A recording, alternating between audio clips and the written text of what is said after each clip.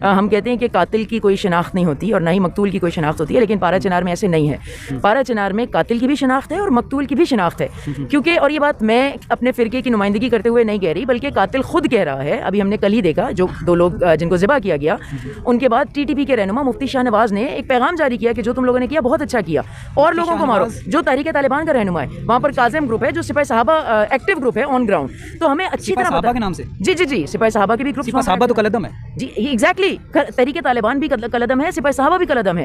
تو اس وقت ہم یہ نہیں کہہ سکتے کہ قاتل جو ہے اس کی بھی شناخت نامعلوم ہے اور مقتول کی بھی، جو مار رہے ہیں، کیونکہ تحریک طالبان کی بھی آئیڈیالوجی یہی ہے، وہ شیعہ کو کافر مانتے ہیں، وہ ان کی تکفیر کرنا واجب سمجھتے ہیں۔ سپاہی صحابہ کی بھی آئیڈیالوجی یہی ہے جو داعش کی آئیڈیالوجی تھی۔ تو جو مارا جا رہا ہے وہ شناخت کی بنیاد پہ مارا جا رہا ہے، کیونکہ وہ ایک مخصوص عقیدے سے تعلق رکھتا ہے، اور جو مار رہا ہے وہ بھی اسی شناخت کی وجہ سے مار رہا ہے۔ یہ شیعہ سنی کوئی کلیش نہیں ہے، سنی ہمارے بھائی ہیں، ہمارے نفس ہیں، ہمارے دل و جان ہیں، ہمارے جو مراجع ہیں جن کی ہم تقلید کرتے ہیں یا جن سے ہم دینی گائیڈنس لیتے ہیں، انہوں نے تو یہ فتویٰ دیا کہ اہل سنت کے مقدسات کی توہین کرنا حرام ہے، جو کہ نہیں ہوتی، نہ ہی ہم کرتے ہیں۔ تو اگر ہم شیعہ سنی یہ کہتے ہیں کہ شیعہ اور سنی اسلام کے 2 بازو ہیں، یہ دونوں بازو اکٹھے رہیں گے تو اسلام مضبوط ہوگا، بازوؤں کو الگ کر دیں تو اسلام کمزور ہوگا۔ مسئلہ یہاں شیعہ سنی تو ہمارے اپنے گھر میں مثالیں ہیں، ہمارے مجالس میں سنی آتے ہیں، ہم میلاد میں جاتے ہیں، روزے افطار کرتے ہیں، شادیاں ہوتی ہیں شیعہ سنی فیملیز میں۔ اصل جو فیکٹر ہے وہ شدت پسند فیکٹر ہے، جو نہ شیعہ ہے نہ سنی ہے۔ یہ وہابی دیوبندی اسلام کا ورژن ہے، جس ورژن پر داعش چل رہی ہے، جس ورژن پر تحریک طالبان چل رہی ہے، جس ورژن پر سپاہی صحابہ چل رہی ہے، ان کا نہ شیعہ سے کوئی تعلق ہے نہ سنی سے کوئی تعلق ہے۔ اچھا، آپ کہہ رہے ہیں کہ دیوبندی جو ہیں وہ سارے وہاں پہ جو فسادات ہیں ان کی جڑ ہیں؟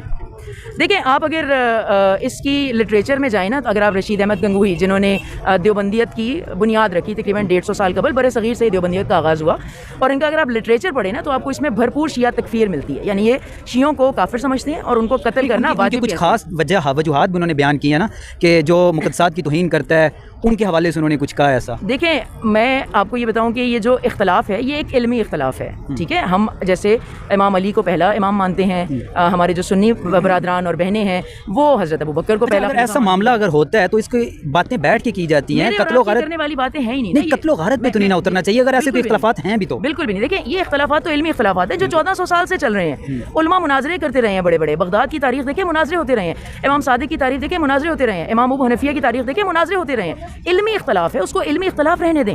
اس اختلاف کو بنیاد بنا کر گلا کاٹ دینا، مار دینا، دہشت گردی کرنا، یہ کسی طور قابل قبول نہیں ہونا چاہیے۔ السلام علیکم ناظرین، میں ہوں انعام گرایا اور اس وقت میں نیشنل پریس کلب اسلام آباد کے باہر موجود ہوں۔ یہاں پہ احتجاج جاری ہے۔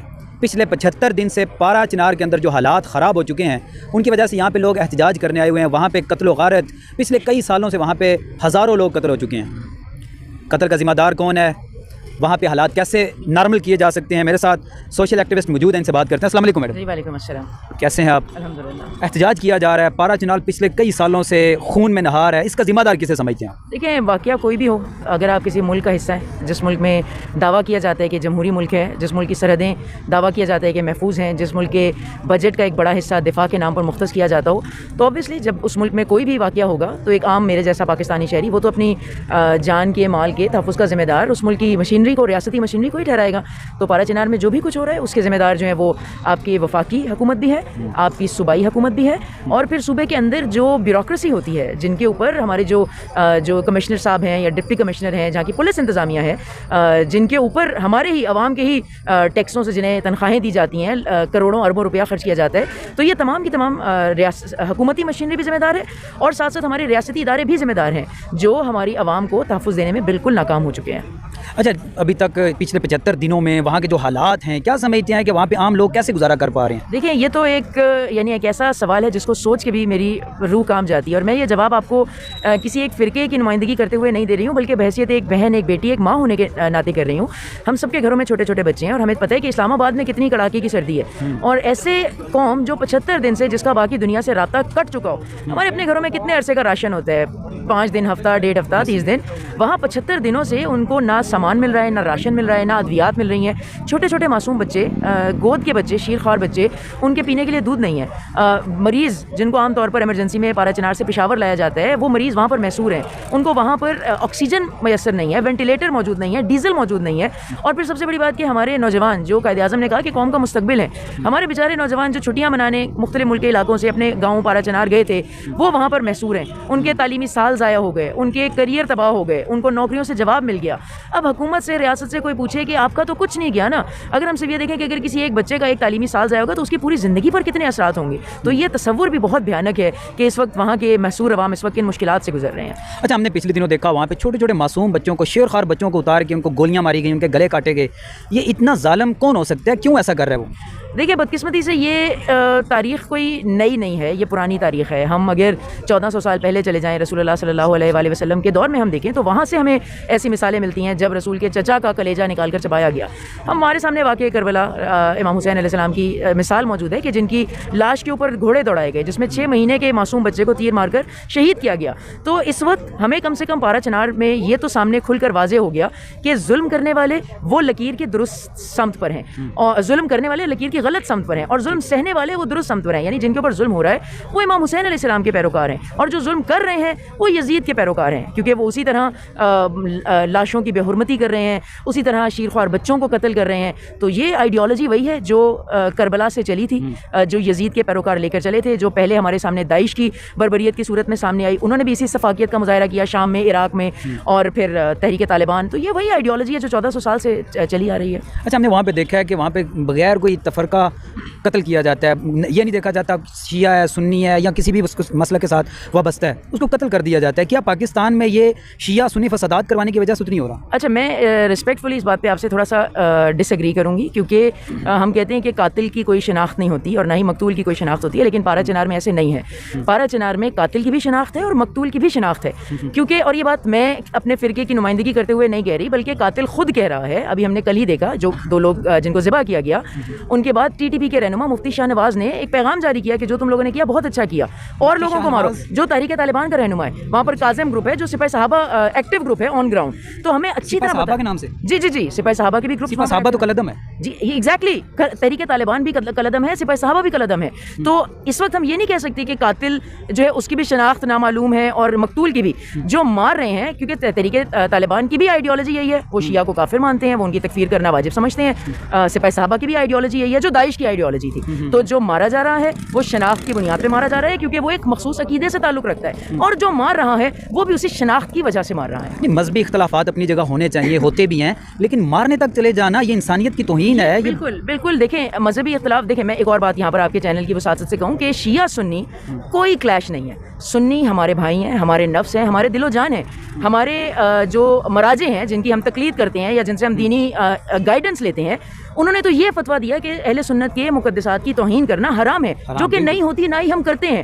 تو اگر ہم شیعہ سنی یہ کہتے ہیں کہ شیعہ اور سنی اسلام کے 2 بازو ہیں، یہ دونوں بازو اکٹھے رہیں گے تو اسلام مضبوط ہوگا. بازوؤں کو الگ کر دیں تو اسلام کمزور ہوگا. مسئلہ یہاں شیعہ سنی تو ہمارے اپنے گھر میں مثالیں ہیں، ہمارے مجالس میں سنی آتے ہیں، ہم میلاد میں جاتے ہیں، روزے افطار کرتے ہیں، شادیاں ہوتی ہیں شیعہ سنی فیملیز میں.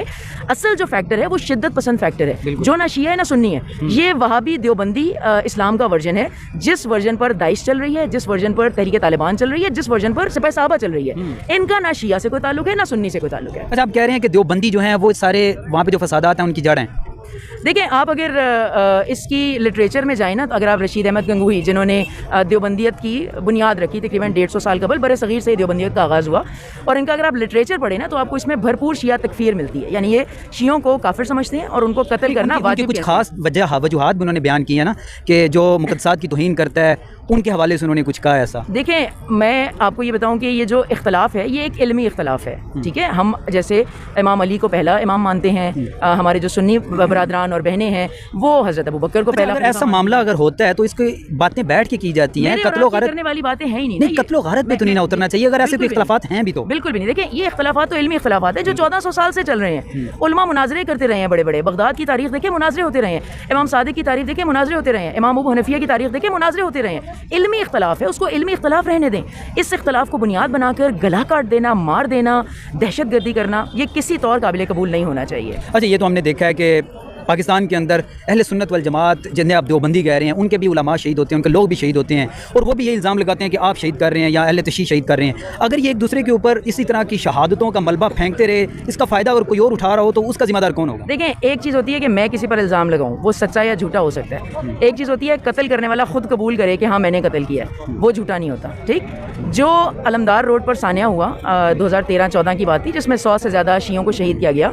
اس کے بعد بلوچستان سپاہی صحابہ کے جو رہنما تھا رمضان مینگل جو آج بھی بلوچستان میں موجود ہیں, انہوں نے اور جلسہ کیا جس میں اسٹیج پر سپاہی صحابہ کے جو مرکزی لیڈر ہیں احمد لدھیانوی وہ موجود ہیں, اور اس میں انہوں نے 100 کی سینچری کا گانا بنایا, یعنی جو لوگ مارے ہیں وہ 100 لوگ مارے ہیں, تو انہوں نے کہا کہ جو ہم نے کام کر دیا وہ ہم نے بہت بڑا کام کیا ہے. بیت اللہ محسود کی کتاب ہے, میرے ذہن سے کتاب کا نام اس وقت نکل رہا ہے, جس میں اس نے اعتراف کیا کہ پارا چنار میں جو بھی شیعوں کو مارے وہ ہم تحریک طالبان والے مار رہے ہیں. تو اگر قاتل خود اقرار کر رہا ہو تو پھر وہ الزام نہیں رہتا, وہ تو قاتل کا اقرار جرم ہو جاتا ہے. اچھا, مدرسہ تعلیم القرآن بھائی ایک ثانیہ ہوا تھا, وہاں پہ بھی واضح دیکھا جا سکتا تھا تصویروں اور ویڈیوز کے اندر کہ جو اہل تشیع ہیں ان کے بندوں کو مار رہے ہیں وہاں پہ. کیا دونوں طرف سے اسی طرح بندے مارے جاتے رہیں گے یا اس کا کوئی حل بھی نکلے گا صلح صفائی کے ساتھ؟ اچھا, ہم شروع پارا چنار سے کیا تھا لیکن پہنچ تعلیم القرآن تک گئے, لیکن بہرحال میں جواب دیتی ہوں.